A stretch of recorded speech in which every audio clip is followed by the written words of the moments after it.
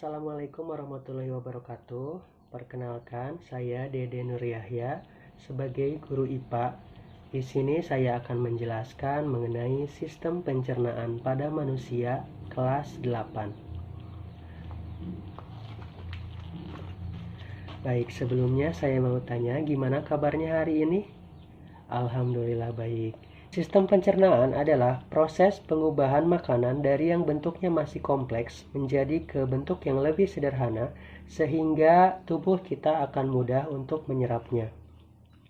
Di mana sistem pencernaan itu terdiri dari beberapa organ seperti mulut, katup epiglotis, kerongkongan atau esofagus, kemudian ada lambung, ada hati, ada kantung empedu, pankreas, usus halus, usus besar, rektum, dan anus.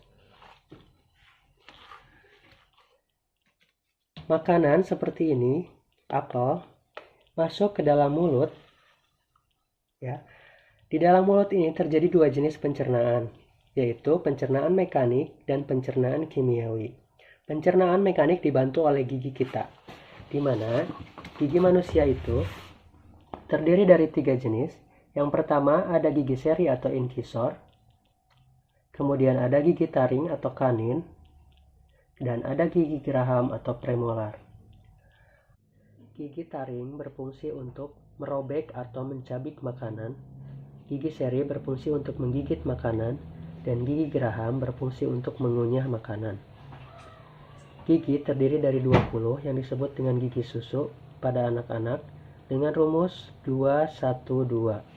Sedangkan pada orang dewasa jumlahnya menjadi 32 dengan rumus 3212. Kemudian ada lidah, di mana lidah ini berfungsi untuk mengatur letak makanan atau membolak-balik posisi makanan. Selanjutnya ada pencernaan kimiawi, di mana pencernaan kimiawi ini dibantu oleh enzim. Pada mulut terdapat enzim ptialin yang berfungsi mengubah amilum menjadi glukosa, di mana contohnya ketika kita mengunyah nasi, lama-kelamaan nasi tersebut akan terasa manis karena adanya perubahan glukosa. Selanjutnya dari mulut, makanan itu akan masuk ke dalam kerongkongan. Ingat, di sini ada 2 jenis saluran. Yang pertama ada saluran untuk makanan yang disebut dengan kerongkongan, dan ada saluran untuk udara yang disebut dengan saluran pernafasan atau tenggorokan. Sehingga jangan sampai ada makanan yang masuk ke dalam tenggorokan atau sebaliknya. Nah, itulah fungsi dari si katup epiglotis tersebut. Katup epiglotis ini berfungsi untuk membuka dan menutup saluran mana yang akan dimasuki. Misal, ketika kita makan, maka saluran epiglotis ini akan menutup saluran tenggorokan sehingga saluran kerongkongan terbuka dan makanan akan masuk ke dalam kerongkongan. Bagaimana apabila terjadi tersedak? Tersedak itu terjadi karena ada makanan yang masuk ke dalam saluran udara atau saluran pernafasan atau ke dalam tenggorokan yang seharusnya makanan masuk ke dalam kerongkongan malah masuk ke dalam tenggorokan sehingga akan terjadi proses tersedak. Itu biasanya terjadi ketika kita makan sambil bicara. Selanjutnya dari kerongkongan makanan akan masuk ke dalam lambung. Di dalam lambung ini terdapat enzim atau cairan asam lambung yang disebut dengan HCl, asam klorida yang berfungsi untuk membunuh kuman.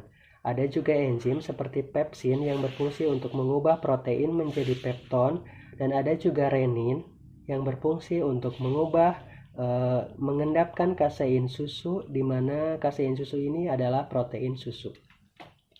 Selanjutnya ada hati. Hati ini berfungsi mengeluarkan getah empedu yang berfungsi untuk mengemulsikan lemak. Selanjutnya ada pankreas.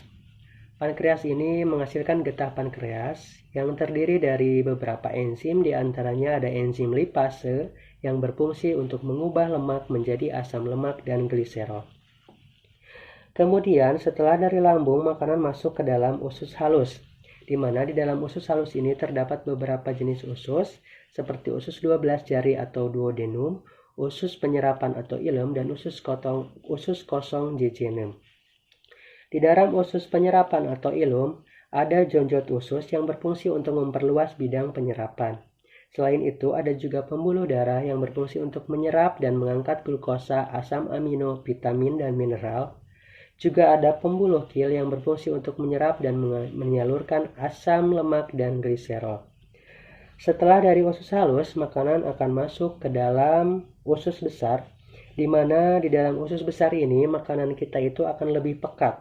Kenapa? Karena terjadi penyerapan air dan juga terjadi pembusukan makanan yang dibantu oleh bakteri yang bernama Escherichia coli atau biasa kita sebut dengan bakteri E. coli. Setelah sisa makanan tersebut busuk karena sudah diambil sari-sari makanannya, kemudian ditampung melalui rektum, isinya adalah tempat penampungannya. Kemudian setelah penuh di rektum, sisa makanan tersebut akan dikeluarkan melalui anus dalam bentuk feses atau kotoran manusia. Baik, itu diantaranya beberapa organ dan fungsi daripada sistem pencernaan manusia. Sampai situ apakah ada pertanyaan? Baik, apabila sudah jelas, mungkin cukup sekian penjelasan dari saya. Mohon maaf apabila ada kesalahan. Semoga pelajaran hari ini bermanfaat dan bisa diaplikasikan dalam kehidupan sehari-hari.